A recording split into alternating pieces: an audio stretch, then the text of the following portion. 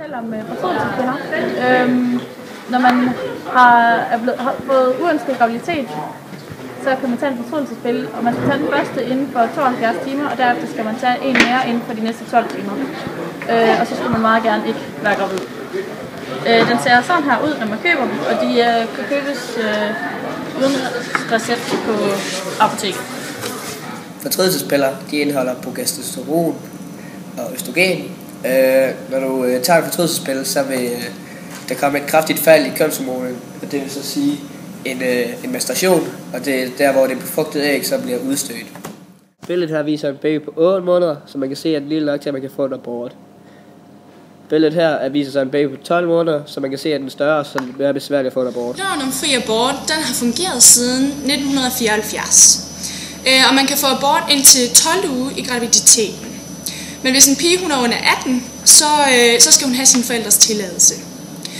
Men det sker dog, at voldtægt eller at pigen er for ung og umoden, og derfor ikke kan give barnet den rette omsorg, at der kan ske undtagelser, og derfor kan man få en abort efter 12. uge.